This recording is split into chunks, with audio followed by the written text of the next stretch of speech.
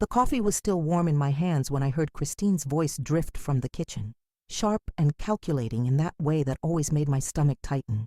I'd been sitting in the living room of David's house, my son's house, I reminded myself, though it never quite felt like home, despite the 3 years I'd been living here since Harold passed. "David, honey, we need to talk about your mother's situation," Christine said, and I could hear the rustle of papers being shuffled. I'd been looking at her pension statements. My grip tightened around the ceramic mug, the one with the faded Cincinnati Reds logo that David had given me last Christmas. Through the archway, I could see them both at the kitchen table, Christine with her perfectly styled blonde hair catching the morning light, David hunched over his laptop as usual, probably checking work emails before heading to the insurance office. "What about it?" David asked, not looking up from his screen. "Well, she's 62 now. The account has been sitting there growing for years, and honestly, with her health issues and everything," Christine's voice took on that sweet tone she used when she was about to suggest something she knew was questionable. "I mean, realistically, how much longer is she going to need it all?" I felt the blood drain from my face. Health issues. I'd had a mild heart episode 6 months ago. Nothing more than stress and too much salt, according to Dr. Patterson.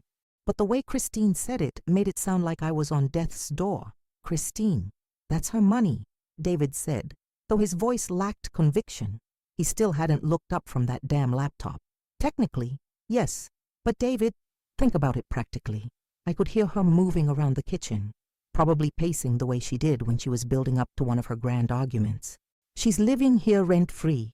We're covering her groceries, her medications, everything. That pension is just sitting there accumulating interest while we're struggling to make ends meet." Struggling to make ends meet. I almost laughed, but the sound caught in my throat. Christine drove a brand new Lexus SUV and had just redecorated their master bedroom for the 3rd time since I'd moved in.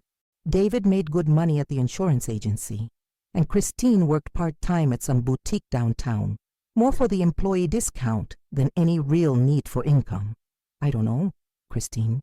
It feels wrong to even be talking about this," David said, finally closing the laptop with a soft click. "Wrong." Christine's laugh was sharp, almost musical in its cruelty. "David, sweetheart, your mother isn't going to live forever. That money is going to be ours eventually anyway. I'm just suggesting we have a conversation about accessing it now, when it could actually help our family. Our family. Not her family. Not even David's family. Our family. As if I wasn't sitting 20 feet away. As if I wasn't part of this equation at all except as an obstacle to be managed." I set the coffee mug down on the side table with trembling hands, the small clink seeming impossibly loud in the sudden silence. Through the years, I'd worked at Morrison Manufacturing, starting on the factory floor when I was 18 and working my way up to supervisor by the time I retired. 44 years of getting up at 5 in the morning, of aching feet and sore backs, of putting money away every single paycheck into that pension fund, because Harold and I knew we couldn't rely on anyone else to take care of us in our old age. "Look," Christine continued, and I could hear her settling into one of the kitchen chairs. "I've done some research. There are ways to access pension funds early for family hardship, and technically, supporting an elderly parent counts as hardship. She contributes to her own support," David said weakly. "She gets Social Security, barely enough to cover her medical expenses," Christine shot back. "David, be realistic. We're spending probably $2,000 a month on her between food, utilities, the extra car insurance for when she drives. That's $24,000 a year. Her pension fund has what, $300,000 in it. $347,000 actually. But I wasn't about to correct her. It was the product of decades of careful saving, of skipping vacations and driving used cars and buying generic groceries, so that Harold and I could have dignity in our retirement. Harold never got to see much of that dignity, taken by a heart attack at 68. But that money had been our security, our proof that all those years of hard work meant something. "I just think we need to be smart about this," Christine went on. "Your mother is comfortable. She's cared for. And honestly, what's she going to do with all that money anyway? Buy another set of those ceramic roosters for the guest room." They both laughed at that, and the sound hit me like a physical blow. Those ceramic roosters had been a gift from Harold on our 25th wedding anniversary. He'd found them at an antique shop in Gatlinburg during the one real vacation we'd taken that decade, and he'd been so proud of them, so pleased with himself for finding something he thought I'd love. I stood up slowly, my knees protesting after sitting in the same position for too long. The hardwood floor creaked under my feet, a sound that usually comforted me, but now seemed to announce my presence like an alarm. I needed to get outside, needed air, needed space to think about what I'd just heard. "Where are you going, Mom?" David called out as I passed the kitchen doorway. "Just getting some air," I managed, not trusting my voice to say more. "Getting the mail." The October morning was crisp, the kind of weather that usually lifted my spirits. The maple tree in David's front yard was turning brilliant shades of orange and red, and Mrs. Peterson next door was raking leaves into neat piles that I knew her grandchildren would destroy later when they visited. I walked slowly to the mailbox, my mind racing. Christine's words kept echoing. That money is going to be ours eventually anyway. The casual cruelty of it, the assumption that I was nothing more than an inconvenient delay in their financial planning. The mailbox contained the usual assortment of bills and advertisements, but there, near the bottom, was an envelope from Consolidated Financial Services, my pension administrator. I'd been getting quarterly statements for years, but suddenly this envelope felt heavy with significance. Standing there on the sidewalk, I tore it open with shaking fingers. The statement showed exactly what Christine had guessed, though she'd lowballed it slightly. $347,218, the result of 44 years of putting away money I could have used for nicer things, better clothes, more comfortable furniture. But it wasn't just the money that made my chest tight with anger. It was the assumption that I was already gone, already irrelevant, that my years of sacrifice were just a convenient inheritance waiting to happen. I folded the statement carefully and slipped it into the pocket of my cardigan. Mrs. Peterson waved from her yard, and I managed to wave back, probably looking more normal than I felt. She'd known me since David was in high school, had watched me work double shifts to pay for his college year, had seen Harold and me struggle through lean years and celebrate small victories. "Beautiful morning, isn't it, Janet?" she called out. "It certainly is, Helen," I replied, surprised by how steady my voice sounded. But as I walked back toward the house, toward the sound of Christine and David's voices still discussing my future, as if I weren't part of it, I realized something had shifted inside me. The hurt was still there, sharp and immediate, but underneath it was something harder, more determined. I'd spent 3 years being grateful for their charity, being the convenient elderly mother who didn't cause trouble, who cooked dinner sometimes and helped with yard work and tried to stay out of the way. I'd convinced myself that this arrangement worked for everyone, that I was contributing to the household in ways that mattered. But listening to Christine laugh about my pension, hearing David's weak protests that meant nothing when stacked against his wife's ambition, I understood that I'd been fooling myself. I wasn't family here. I was an investment, a future payout that they were managing until it matured. The front door closed behind me with a soft click, and I could hear them still talking in the kitchen, their voices lower now, but no less calculating. I climbed the stairs to what they called the guest room, but what had been my home for 3 years. It was a nice room, don't get me wrong. Christine had decorated it in soft blues and whites, and it had a good view of the backyard, where I could watch the birds at the feeder. Harold had helped David install before he died. But it wasn't my room, not really. It was a temporary space for a temporary person, someone who was only there until circumstances changed. I sat on the edge of the bed and pulled out the pension statement again, running my fingers over the numbers. Harold and I had talked about this money so many times, planning what we'd do with it, how we'd spend our golden years. We dreamed of maybe buying a little place in Florida, somewhere warm where Harold's arthritis wouldn't bother him so much. We talked about traveling, about visiting the grandchildren David and Christine kept saying they'd have someday but never did.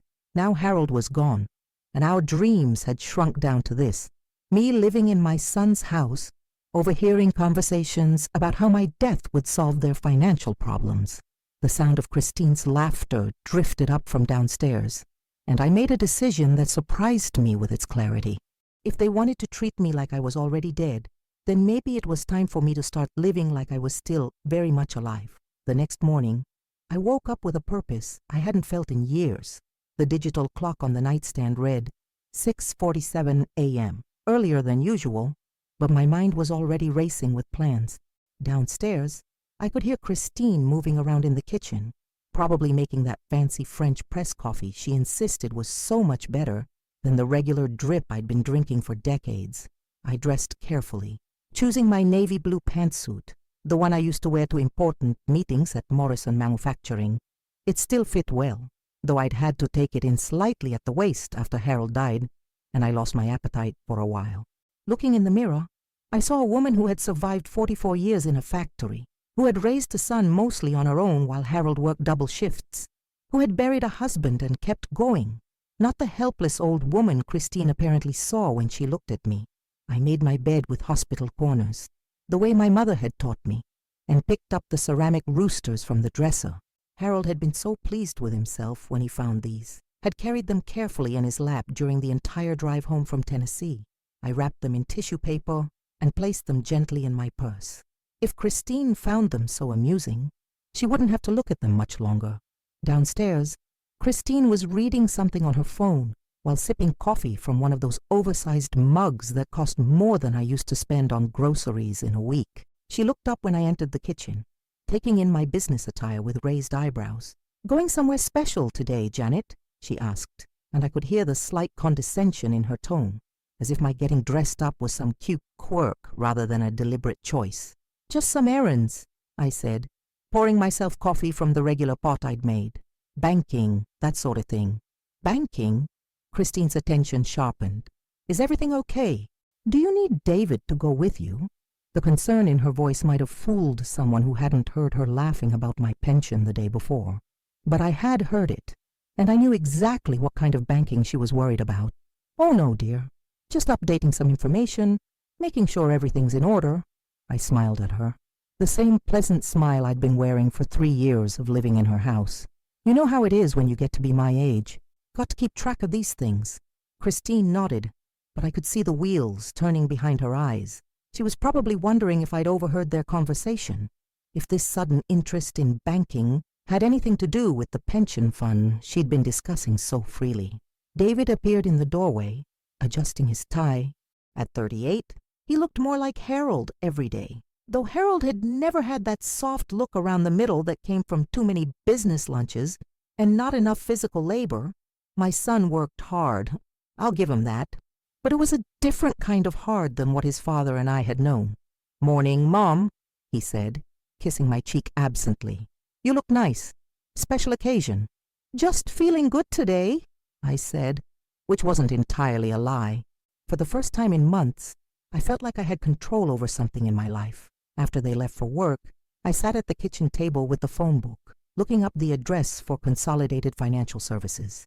It had been years since I'd been to their office, usually handling everything by mail or phone, but today felt like a day for face-to-face conversations. The drive downtown took 20 minutes, through neighborhoods that had changed so much since I was young. The old Kroger where I used to shop had been torn down and replaced with some kind of urgent care clinic. The elementary school where David had gone was now a community center.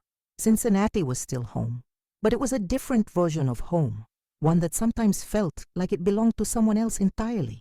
Consolidated Financial Services occupied the 3rd floor of a glass building that reflected the October sky like a mirror. The elevator was crowded with young professionals in expensive suits, all looking at their phones with the kind of intensity I remembered from my own working days. I felt invisible among them, just another old woman taking up space. But when I walked into the office and approached the reception desk, I straightened my shoulders and spoke with the voice I used to use when dealing with difficult suppliers or union representatives. "Good morning. I'm Janet Holloway, and I need to speak with someone about my pension account. Today, if possible." The receptionist, a young woman with perfect makeup and a practiced smile, looked at her computer screen. "Do you have an appointment, Mrs. Bailey?" "Holloway?" "I don't, but I've been a client for over 20 years, and I need to make some changes to my account. I'd appreciate it if someone could see me." Something in my tone must have convinced her, because she made a phone call, and within 10 minutes, I was sitting across from a man named Robert Chen, a financial advisor who looked barely old enough to have graduated college, let alone manage people's life savings. "Mrs. Holloway, I see here that you have a substantial pension account with us," he said, scrolling through information on his computer. "How can I help you today?" "I want to understand my options for accessing my funds," I said. "All of them."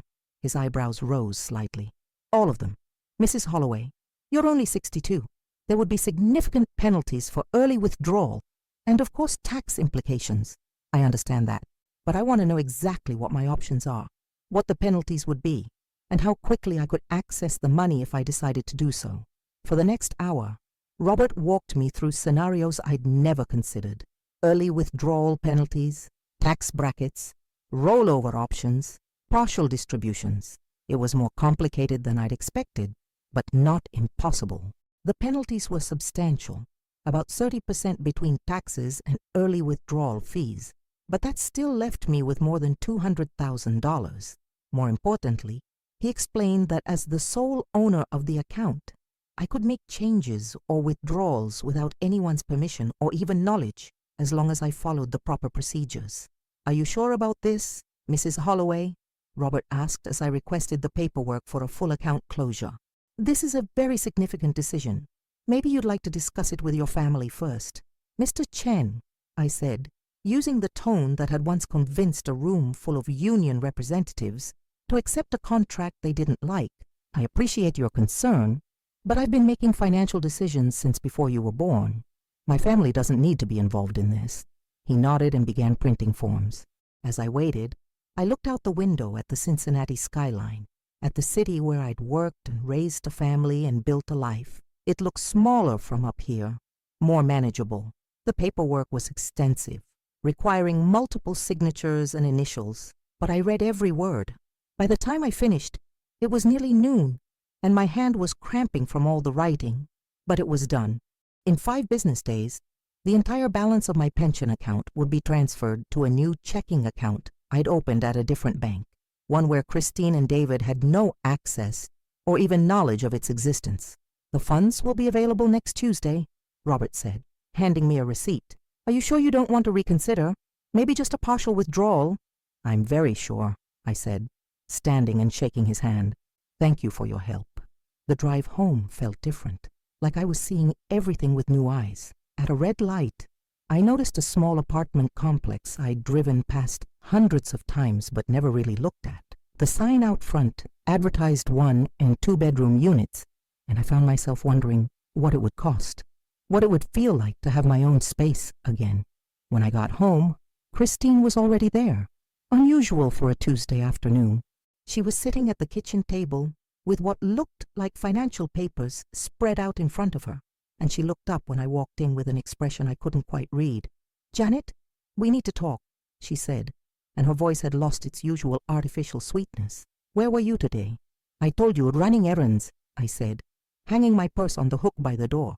"What kind of errands require you to dress up in a business suit?" I looked at her directly. This woman who had been planning to spend my money while I was still alive to hear about it. The important kind. Christine's eyes narrowed. "Janet, I hope you're not doing anything impulsive. I know yesterday you might have overheard David and me discussing some financial planning, and I want you to know that we only have your best interests at heart." "My best interests," I repeated, and I could hear the edge creeping into my voice. "Tell me, Christine, what exactly do you think my best interests are?" "Well, security, of course. Making sure you're taken care of. David and I have been talking about maybe setting up some kind of trust or managed account, something that would ensure you always have what you need while also protecting the family's financial future." There it was again, the family's financial future, as if I weren't part of the family, as if my 44 years of saving and sacrifice were just a windfall waiting to be managed by someone more capable. "That's very thoughtful of you," I said, and I meant it to sound pleasant, but something in Christine's expression told me I hadn't quite managed it. "Janet, you didn't do anything rash today, did you?" The question was sharp now, direct. I looked at this woman who had lived in comfort, partly because of the rent-free housing I provided by my presence, who drove a luxury car while complaining about struggling financially, who had laughed about my pension as if I were already dead. Define rash, I said. Christine's face went pale. Janet Ike, please tell me you didn't access your pension account. I didn't answer immediately. Instead, I walked to the refrigerator and pulled out ingredients for dinner, the way I had nearly every day for 3 years. But this time, I was thinking about whether I'd be doing this tomorrow, or next week, or ever again. You know, Christine, I said finally, I've been thinking a lot about Harold lately, about the plans we made, the dreams we had for our golden years. We worked so hard for so long, always putting off the things we wanted to do, always saving for someday. That's very nice, Janet. But what does that have to do with... The thing is, I continued, cutting her off, Harold never got his someday. Heart attack at 68. Gone before we could take that trip to Ireland we'd been planning. Before we could buy that little place with a garden. Before we could do any of the things we'd saved for. I turned to face her, and I saw something in her eyes that looked like fear. So I've decided I'm not going to make the same mistake Harold did. I'm not going to keep waiting for someday. Christine stood up abruptly, the papers on the table scattering. Janet, what exactly did you do today? I smiled at her, the same pleasant smile I'd been wearing for 3 years, but this time it felt genuine. I started living like I'm not dead yet. That evening, David came home to what I can only describe as a war council. Christine had spent the afternoon making phone calls, and I could tell from the tight set of her jaw and the way she kept glancing at me that none of those conversations had gone the way she wanted. Mom, we need to talk, David said, before he'd even taken off his coat. His tie was loosened, and he had that harried look he got when Christine had been working on him all day. Christine says you went to the bank today. I went to several places today, I said mildly, stirring the pot roast I'd been cooking. It smelled like the dinners I used to make when David was young, when Harold would come home exhausted from the plant, and we'd all sit around our little kitchen table and talk about our days. This will be ready in about 20 minutes. Mom. David's voice had that strained patience I recognized from his childhood, when he was trying to explain why he hadn't done his homework, or why he'd come home past curfew. Did you withdraw money from your pension account? I turned to face him. This son I'd raised mostly on my own, who I'd worked double shifts to send to college, who I'd been so proud of when he landed his job at the insurance agency. He looked tired and stressed, and I felt a pang of sympathy for him. But then I glanced at Christine, standing behind him with her arms crossed and her mouth set in a hard line, and I remembered what I'd heard yesterday morning. I made some adjustments to my financial arrangements, I said. Nothing that affects you or Christine. Nothing that affects us. Christine's voice was shrill now, and she stepped around David to face me directly. Janet, that money was supposed to be David's inheritance. It was supposed to help secure our future, our children's future. What children? The words were out before I could stop them, sharper than I'd intended. You've been married 8 years, Christine. If you wanted children, you'd have had them by now. Christine's face flushed red. That's completely beside the point. The point is, that money belongs to this family. No, I said, and my voice was steadier than I felt. That money belongs to me. I earned it. Harold and I sacrificed for it. We went without vacations and new cars and restaurant dinners so we could save that money. But Mom, David said, and I could hear the desperation creeping into his voice. You don't need all of it. You're living here. We're taking care of you. Taking care of me. I repeated the words slowly, tasting the bitterness in them. Is that what we're calling it? Of course it is. Christine snapped. You have a roof over your head, food on the table, someone to drive you to doctor's appointments when needed. Do you have any idea what that would cost you if you were living independently? Actually, yes, I do. I reached into my purse and pulled out a piece of paper I'd printed at the library that afternoon. I looked into it today. A nice one-bedroom apartment in a senior community about 10 minutes from here runs about $1,200 a month, including utilities. Adding groceries, car insurance, and incidentals, and I could live quite comfortably on about $2,000 a month. The silence that followed was deafening. I could hear the clock ticking on the wall, the pot roast bubbling quietly on the stove, the sound of traffic passing outside. You looked at apartments. David's voice was small, almost childlike. I looked at options, I said gently. David, honey, I love you. You're my son, and I'm grateful for everything you've done for me since your father died. But I'm 62 years old, not 92. I'm not ready to be put out to pasture just yet. Nobody's putting you out to pasture, Christine said, but her voice lacked conviction. We just thought, we assumed you'd want to stay here, be part of the family. Part of the family, I nodded slowly. Christine, yesterday morning, I heard you laughing about my pension. I heard you tell my son that my money was going to be yours eventually anyway, and that you might as well access it now. Tell me, exactly which part of the family was I in that conversation? Christine's mouth opened and closed like a fish out of water. David was staring at her with an expression I couldn't quite read. Surprise, maybe, or disappointment. You were listening to a private conversation, Christine finally managed. I was sitting in the living room of the house where I live, I shot back. If you wanted privacy, you should have closed the door or lowered your voices. David sank into one of the kitchen chairs, running his hands through his hair. Mom, I never said we were going to take your money. No, you didn't. But you didn't exactly rush to defend it either. I turned off the burner under the pot roast and faced both of them. David, I heard Christine say that money was going to be yours eventually anyway. I heard her laugh about it. I heard her calculate how much you spend on me per month like I was some kind of expense to be managed. It wasn't like that, David said weakly. Then what was it like? I asked. Because from where I was sitting, it sounded exactly like two people planning how to spend a dead woman's money while she was still alive to hear it. The words hung in the air like smoke. Christine's face was white now, and David looked like he might be sick. But I felt lighter than I had in years, like I'd finally said something that needed saying. I didn't drain my pension account to hurt you, I continued, my voice softer now. I did it because I realized I've been living like I was already dead, just waiting around for my life to be over so other people could move on with theirs. But I'm not dead. I might have 20 or 30 good years left, and I intend to live them. Where will you go? David asked, and I could hear tears in his voice. I don't know yet. Maybe I'll stay in Cincinnati. Maybe I'll move somewhere warmer. Maybe I'll take that trip to Ireland that your father and I never got to take. I smiled at him. A real smile this time. The point is, it'll be my choice. Christine found her voice again. This is insane, Janet. You're 62 years old. You can't just start over. Watch me, I said simply. The next few days passed in a strange, tense quiet. Christine barely spoke to me, and when she did, her words were clipped and cold. David tried to play peacemaker, suggesting compromises that would satisfy no one. He offered to set up a trust, to give me an allowance from my own money, to let me keep half if I'd put the other half in their names. I listened to all of it with the patience I'd learned during labor negotiations, nodding and making non-committal sounds, while inside I marveled at their complete inability to understand what this was really about.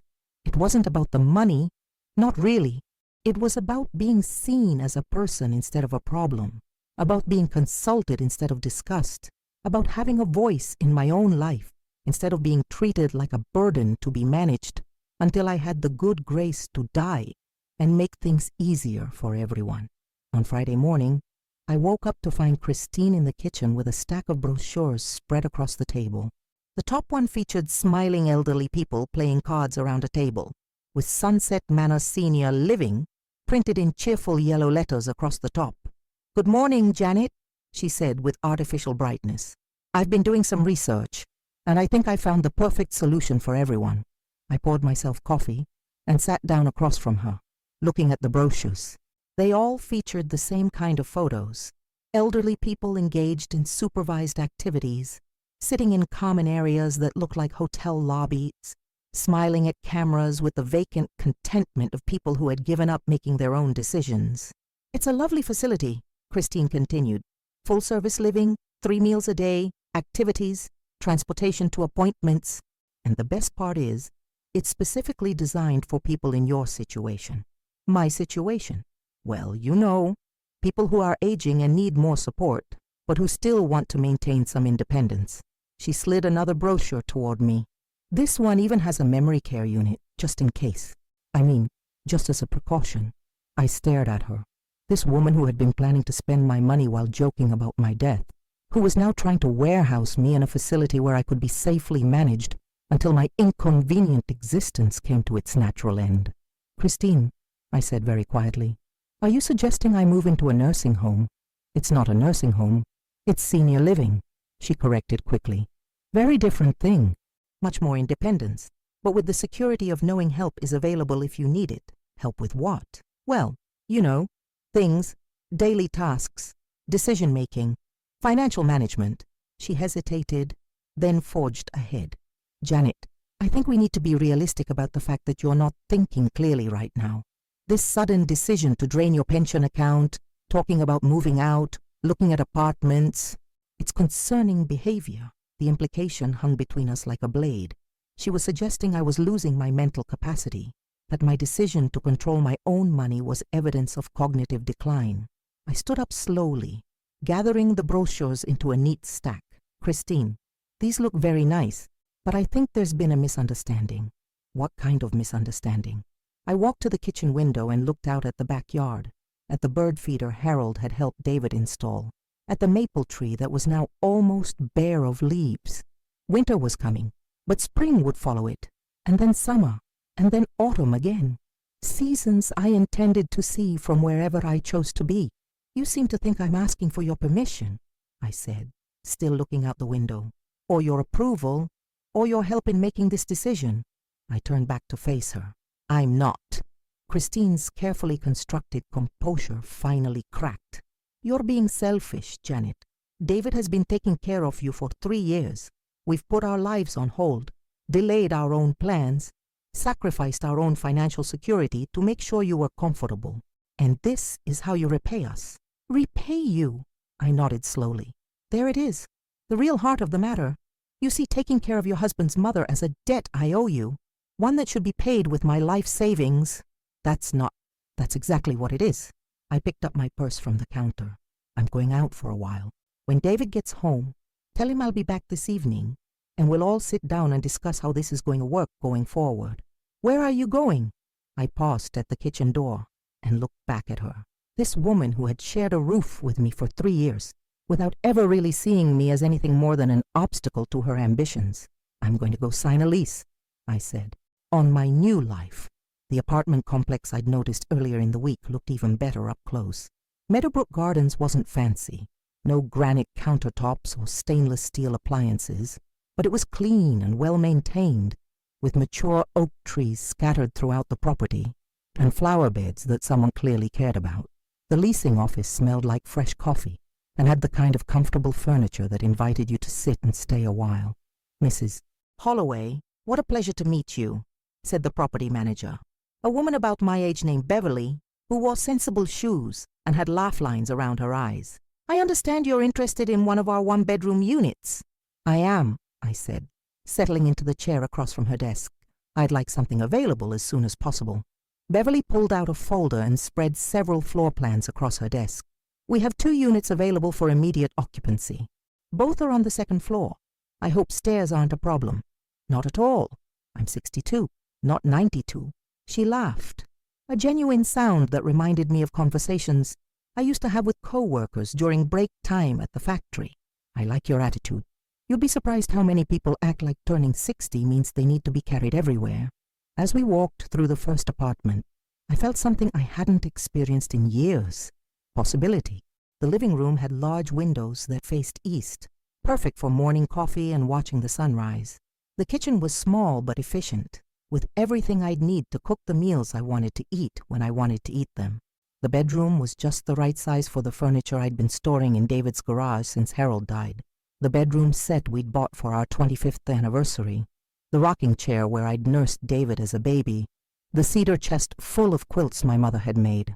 The rent is $1,100 a month, plus utilities, Beverly said as we stood in the empty living room.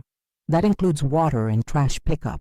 Electric and cable are separate, but most residents pay around $200 a month total for both, $1,300 a month. In 3 years of living with David and Christine, I'd never asked what my presence cost them, but I was fairly certain it was more than $1,300. The difference was, this would be my choice, my space, my rules. What do I need to do to secure it? I asked.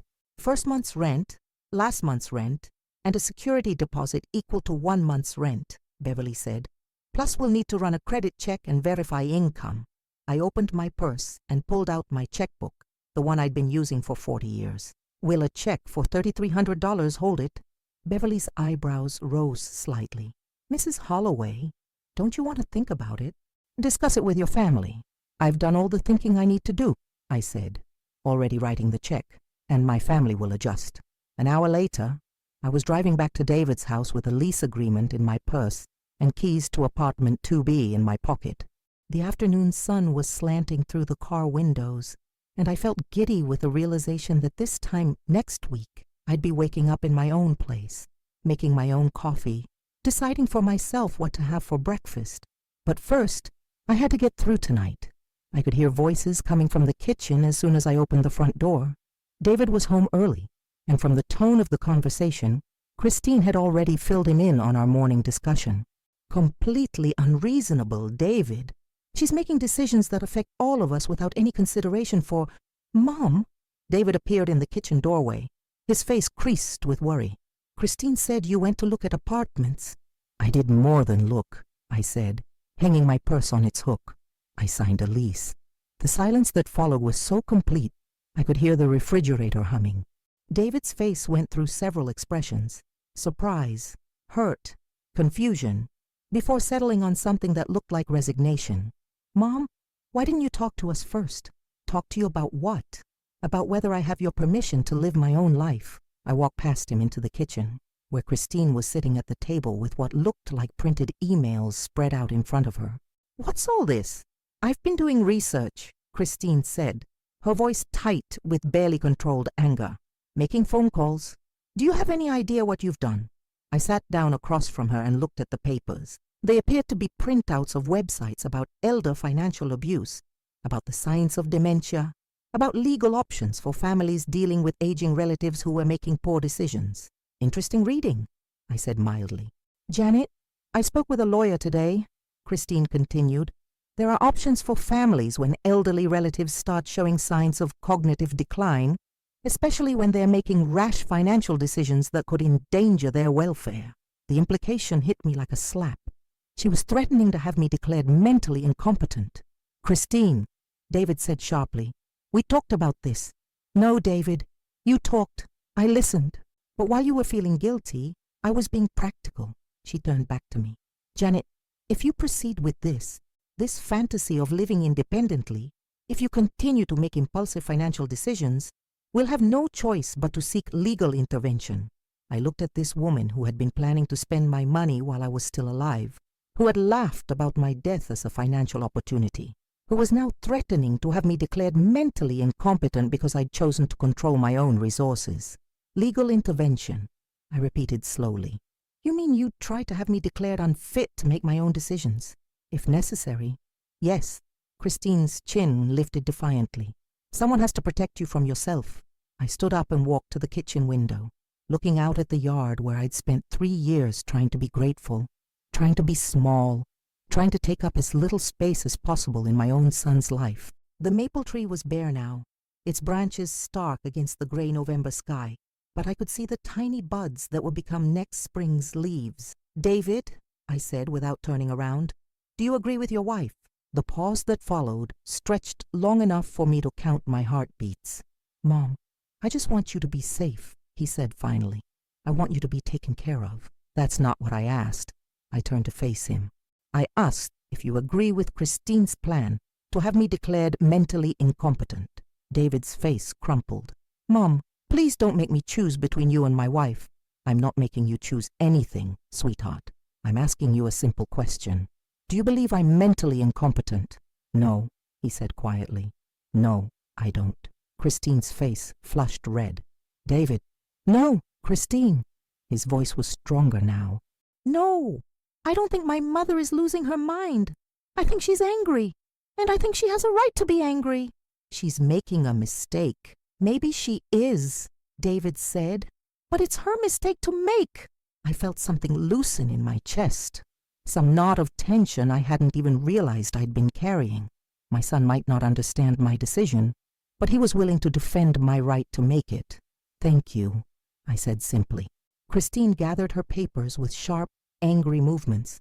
"Fine, but don't come crying to us when this all falls apart, when you can't manage on your own, when you realize you've made a terrible mistake." "I won't," I said.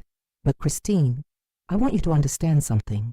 This isn't about you, or about revenge, or about hurting you or David. This is about me remembering that I'm still alive." She stormed out of the kitchen, and a few minutes later I heard the front door slam. David and I stood in the sudden quiet, listening to her car start and pull out of the driveway. "She'll be back," David said finally. "I know. And David, this doesn't have to change anything between us. You're still my son. I still love you, but you're still moving out." "I'm still moving out," I confirmed. "Next week, actually." He nodded slowly, then surprised me by crossing the kitchen and wrapping me in a hug that reminded me of the little boy he used to be, the one who would run to me with scraped knees and hurt feelings. "I'm sorry, Mom," he whispered. "I'm sorry about what Christine said about your pension. I'm sorry I didn't defend you better. I'm sorry I made you feel like you weren't wanted here." "Oh, honey," I held him tight. This man I'd raised, this person I'd worked so hard to give a better life than Harold and I had known. You didn't make me feel unwanted, but you also didn't make me feel necessary. There's a difference." He pulled back to look at me. "What do you mean?" "I mean, for 3 years I've been living in your house like a guest who overstayed her welcome. I've been grateful for your charity, careful not to cause trouble, trying to earn my keep by cooking and cleaning and staying out of the way. But I haven't been living like someone who belongs here. You do belong here." "No, sweetheart. I belong wherever I choose to be. And right now, I choose to be in my own place, making my own decisions, living my own life." I smoothed his hair the way I used to when he was small. "But that doesn't mean I don't want you in it." We spent the rest of the evening talking in a way we hadn't in years. I told him about the apartment, about my plans to maybe take a part-time job or volunteer somewhere, about the possibility of traveling. He told me about the pressure he'd been feeling from Christine about money, about her desire for a bigger house and newer cars, and the lifestyle she thought his salary should provide. "She's not a bad person, Mom," he said as we sat over coffee at the kitchen table. She grew up differently than we did. Her family always had money, and I think she's scared of not having enough." "I know she's not bad," I said. "But David, fear makes people do things they wouldn't normally do. And when someone else's fear starts controlling your life, it's time to make a change." Christine came home around 10 o'clock, slipping in quietly and going straight upstairs without speaking to either of us. David followed her a few minutes later, and I could hear their voices through the ceiling. Not the words, but the tone of serious conversation that would probably continue long into the night. I sat alone in the kitchen, making lists on the back of an envelope, things I'd need for the apartment, sheets, towels, basic groceries, things I wanted to do. Visit the library, find a good restaurant, maybe take a painting class, things I'd been putting off, calling my sister in Phoenix, organizing the photos from Harold's and my 40-year marriage, deciding what to do with all the time I suddenly had ahead of me. For the first time in 3 years, I wasn't waiting for permission to live my life. I wasn't calculating whether my choices would inconvenience someone else, or whether my desires were reasonable for someone my age, or whether I deserved to want things for myself. I was simply making plans, the way I used to do when Harold and I would sit at our own kitchen table and dream about the future we were working toward. And the difference was, this time, the future was entirely mine to create. Moving day arrived with the kind of crisp November morning that made everything feel possible. I'd been awake since 5:30, not from anxiety, but from excitement, the same feeling I used to get as a child on Christmas morning, when the whole day stretched ahead full of surprises and possibilities. David had taken the day off work to help me move, despite Christine's obvious disapproval. She'd spent the past week in a state of cold politeness, speaking to me only when necessary, and making pointed comments about the disruption my move was causing to their routine. But this morning, as I packed the last of my belongings into boxes, She was nowhere to be seen. "She's having her hair done," David explained when I asked. "Had the appointment scheduled for weeks, apparently." We both knew it wasn't about hair. Christine couldn't bear to watch me leave, couldn't stomach the sight of me actually following through on what she'd convinced herself was an empty threat. Some part of her had believed that I'd come to my senses, realized I needed their charity, and quietly put my money back where she could eventually get her hands on it. The movers I'd hired were efficient and careful, wrapping my furniture in blankets like they were handling precious artifacts instead of a 62-year-old woman's modest possessions.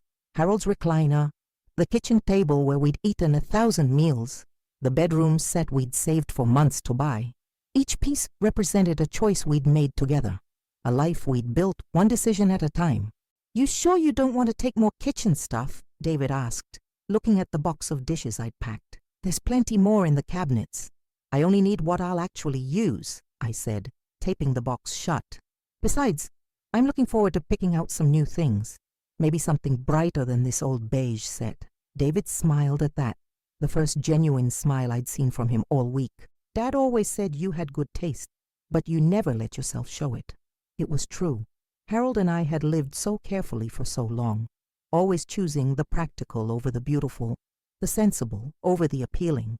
Not because we didn't appreciate nice things, but because we'd learned early that wanting too much was a luxury we couldn't afford. But now, with my pension money safely transferred to my new account, I could afford to want things again. The drive to Meadowbrook Gardens took 15 minutes, following streets I'd traveled countless times but seeing them differently now. Instead of routes between other people's destinations, they were paths to my own life, roads I'd take because I chose to, not because someone else needed me to be somewhere. Beverly met us at the apartment with a bottle of champagne and a small potted plant. "Welcome home, Janet," she said, and the word home hit me with unexpected force. Home, not a guest room, not temporary housing, not a burden graciously accepted. Home. The movers worked quickly, and by noon, my furniture was arranged in the sunny living room of apartment 2B. It looked different here, lighter somehow, as if the pieces themselves were relieved to be in a place where they belonged, instead of being stored in someone else's space. "It looks good, Mom," David said, standing in the middle of the living room and turning slowly to take it all in. "It looks like you." He was right. Without Christine's carefully coordinated color schemes and designer touches, my simple furniture could finally breathe. Harold's recliner sat next to the window where I could read in the afternoon sun. The kitchen table was positioned so I could see the courtyard while I ate, watching the seasons change in the oak trees outside. "There's something I want to show you," I said, leading David to the bedroom where I'd hung the ceramic roosters on the wall above the dresser. They looked perfect there, whimsical and cheerful in a way they'd never seemed in David's guest room. "Christine always hated those," David said quietly. "I know." She made that very clear. I adjusted one slightly, remembering Harold's pride when he'd found them, his delight in giving me something I hadn't asked for, but immediately loved. "Your father had such a good eye for things that would make me smile. He'd be proud of you, you know." For doing this, I looked at my son, this man who'd been caught between his wife's ambitions and his mother's independence, and felt a surge of love for him that had nothing to do with gratitude or obligation or family duty, just pure affection for the person he was, despite his flaws and mistakes. "I hope so," I said. "But more importantly, I'm proud of myself." That evening, after David had gone home and the movers had left and I'd unpacked enough to make the apartment functional, I sat in Harold's recliner with a cup of tea and called my sister Margaret in Phoenix. "Janet, is everything all right?" Margaret's voice was sharp with concern. We didn't talk often, maybe Christmas and birthdays, the occasional update when something significant happened, but she knew I wouldn't call without a reason. "Everything's wonderful," I said, and realized I meant it. "I have news." I told her everything, about Christine's pension plan, about the confrontation, about the apartment and the money, and the decision to reclaim my own life. Margaret listened without interrupting, making small sounds of surprise and approval in all the right places. "Good for you," she said when I finished. "I never liked that daughter-in-law of yours anyway. Too calculating by half." "Margaret!" What? It's true. Remember when Harold died, and she kept talking about how much the funeral was costing? Like the woman couldn't spare a few $1,000s to bury your husband with dignity. Margaret's voice was indignant on my behalf. I wanted to smack her right there in the funeral home. I'd forgotten about that, but now the memory came back clearly. Christine complaining about the cost of the casket Harold and I had chosen, suggesting we go with something simpler, more economical. At the time, I'd been too grief-stricken to respond, but David had quietly told her to drop it. Well, she doesn't get to make those kinds of decisions for me anymore, I said. And what about David? How's he handling all this? Better than I expected. I think he's relieved, actually. The marriage has been strained for a while. Money issues, mostly. My moving out removes one source of pressure. And if Christine tries to cause trouble, I looked around my new living room, at my furniture arranged exactly how I wanted it, at the ceramic roosters catching the lamplight, at the stack of library books I checked out that afternoon on subjects I'd always wanted to explore, but never had time for. Let her try, I said. I'm not the same person I was a month ago. We talked for another hour, making plans for me to visit Phoenix in the spring, discussing the possibility of Margaret coming to Cincinnati for Christmas. It felt good to make plans that extended beyond next week's night, to think about a future that belonged to me. After I hung up, I made myself a simple dinner, scrambled eggs and toast, eaten at my kitchen table while looking out at the courtyard, where other residents were walking their dogs or checking their mail. Normal people living normal lives, making their own choices about how to spend their time and money. The next morning, I woke up in my own bed, in my own room, to sunlight streaming through windows I'd chosen.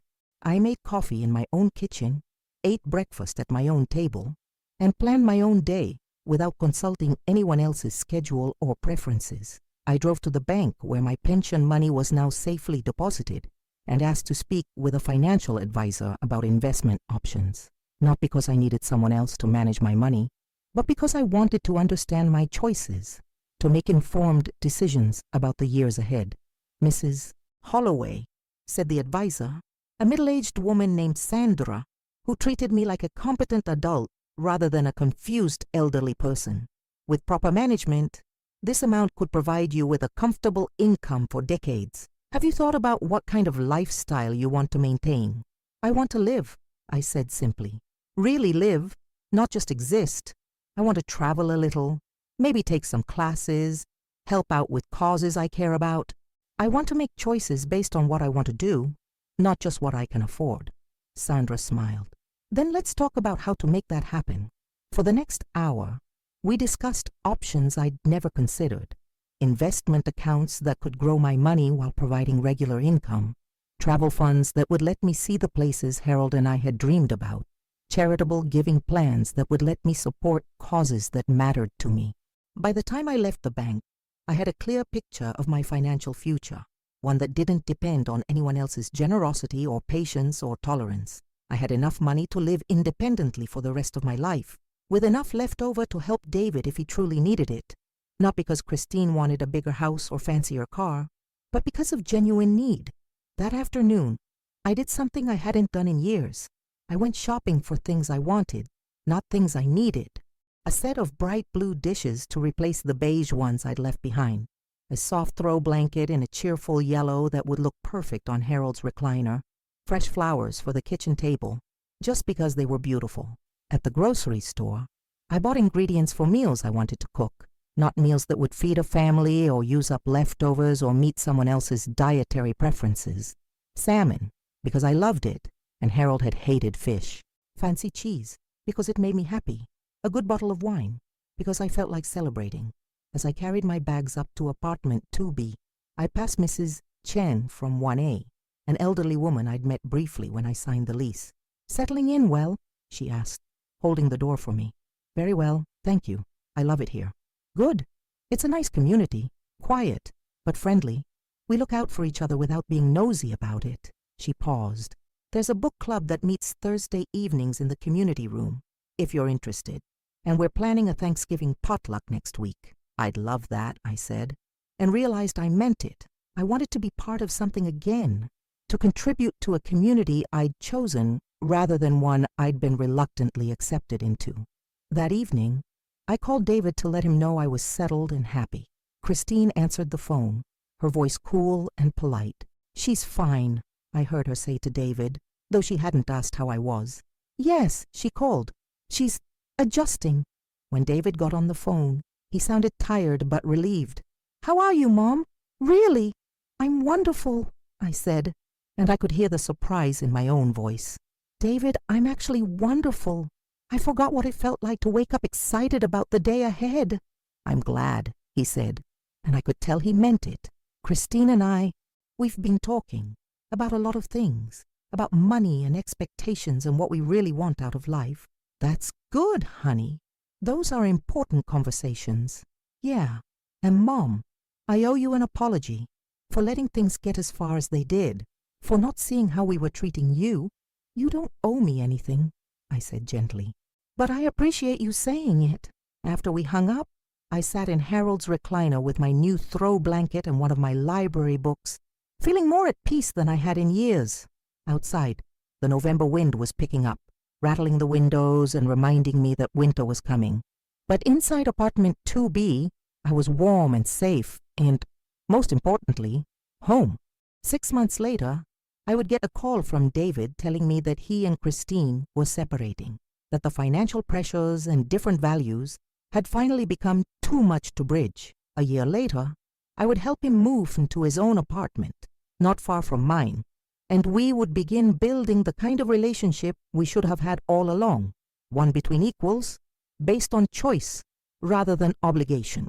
But that night, as I prepared for bed in my own bedroom, hanging my clothes in my own closet and setting my own alarm for whatever time I chose to wake up, I thought about Harold and how proud he would have been to see me finally using the money we'd saved together to buy something more valuable than security. I'd bought my freedom, and at 62, I was just getting started.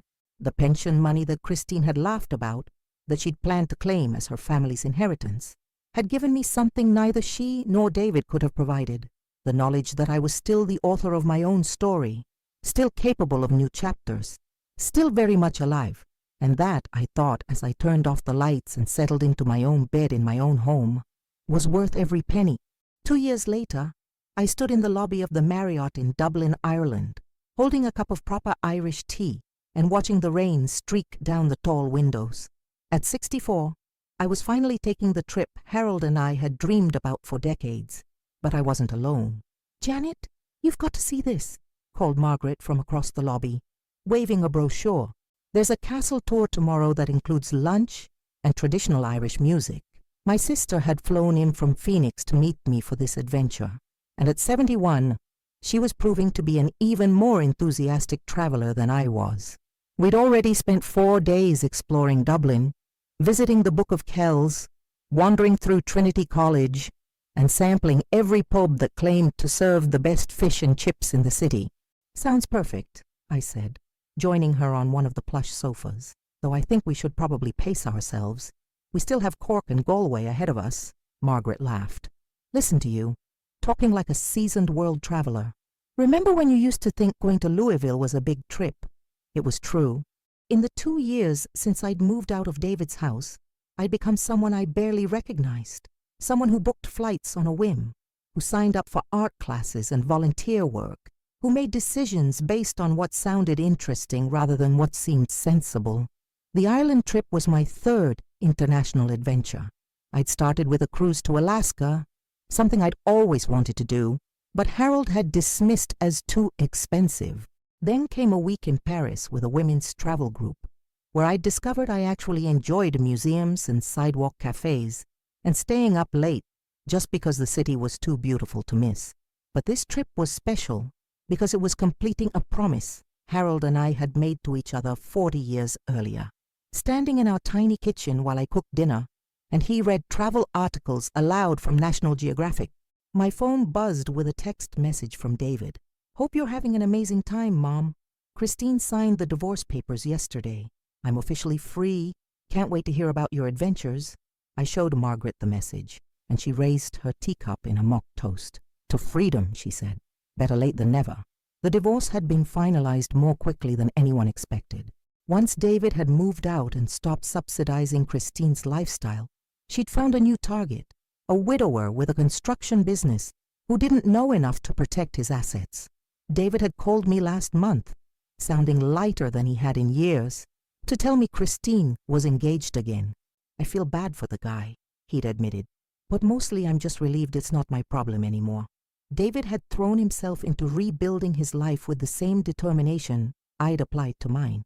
He'd moved into a small apartment near downtown Cincinnati, started taking evening classes in financial planning, and begun dating a teacher named Sarah, who appreciated his kindness without trying to exploit it. More importantly, he'd started visiting me regularly, not out of obligation, but because he genuinely enjoyed our conversations. We'd developed a tradition of Saturday morning coffee at my place, where he'd tell me about his week, and I'd share stories from my volunteer work at the literacy center, or my painting class, or whatever new adventure I was planning. "I like this version of you, Mom," he'd said, just before I left for Ireland. "You're more, I don't know, more yourself." He was right. Living alone had taught me things about myself I'd forgotten during all those years of being Harold's wife. David's mother, Christine's unwanted burden. I learned that I actually enjoyed my own company, that I had opinions about art and politics, and books that I'd never had the space to explore. I discovered that I was braver than I'd ever imagined, more curious, more willing to take risks. The financial advisor, Sandra Gdanikdi, had become something of a friend over the past 2 years. We met quarterly to review my investments, but our conversations had evolved beyond money management to life planning. She'd been the one to encourage my travel plans, to point out that my pension fund was growing faster than I was spending it. "Janet, you're in the enviable position of having more money than you can spend in your lifetime," she'd told me during our last meeting. "The question isn't whether you can afford to live the life you want. It's whether you're brave enough to actually live it." I'd proven to myself that I was. "What's next?" Margaret asked, settling back into the sofa with her tea. "After Ireland, I mean. Any other dream destinations calling your name?" "Actually, yes." I pulled out my own phone and showed her the email I'd been reading that morning. "There's a 6-week art residency program in Tuscany for people over 60. You live in a villa, take painting classes, explore the countryside. Applications are due next month." Margaret's eyes lit up. "Are you going to apply?" "I already did," I admitted. "Last week, actually." I figured the worst they could say was no. It was funny how easy it had become to take chances, to put myself forward for things I wanted without apologizing for the desire or qualifying my worthiness. The old Janet would have spent months researching the program, making lists of pros and cons, seeking approval from David and Christine, before deciding it was probably too self-indulgent anyway. The new Janet had simply read about it, gotten excited, and filled out the application that same day. "Harold would have loved this," Margaret said softly, gesturing around the elegant hotel lobby, out at the Irish countryside visible through the rain-streaked windows. "He would have," I agreed. "But you know what? I think he would have loved seeing me do it even more than he would have loved doing it himself. He always said I was stronger than I thought I was. It had taken me 62 years to believe him. That evening, I sat in my hotel room writing postcards, not to David, who got regular updates via text and phone calls, but to friends from my new life. Beverly from the apartment complex, who had become a genuine friend and travel buddy for weekend trips. Mrs. B. Chen from downstairs, who kept an eye on my plants when I was away. The women from my book club, who lived vicariously through my adventures while planning their own. I'd built a community of choice, people who valued me for who I was becoming, rather than tolerating me for who I'd always been. The last postcard was addressed to Christine, though I knew I'd never send it. Some impulses are better left unexpressed, even 2 years later. "Dear Christine," I wrote, "your pension is ours now," you said. "Thank you for the reminder that it was mine to begin with. I'm spending it in Ireland, thinking of Harold and the dreams we never got to chase together. I hope you're happy with your new husband's money.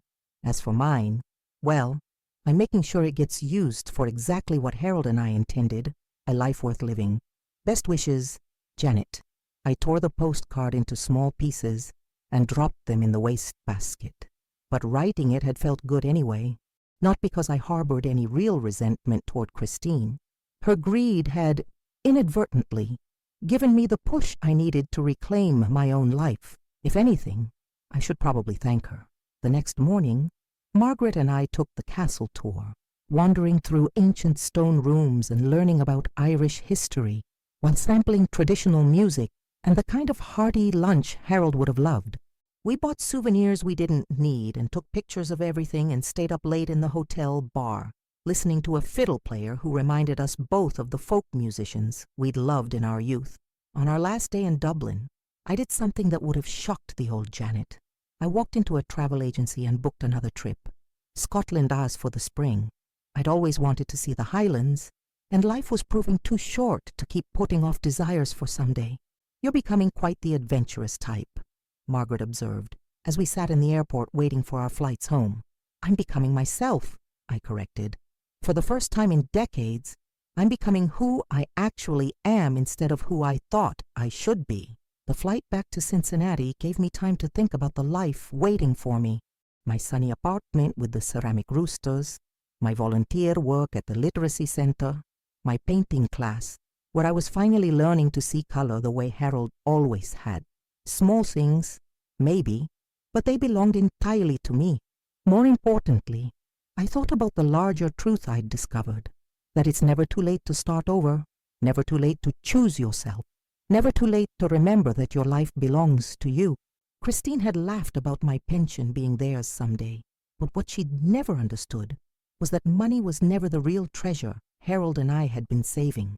We'd been saving for the freedom to make our own choices, to live according to our own values, to wake up each day and decide for ourselves what mattered. At 64, traveling home from Ireland with a suitcase full of memories and a head full of plans, I finally understood that the best inheritance I could give myself was the knowledge that I was still writing my own story, and I had a feeling the next chapters were going to be the best ones yet.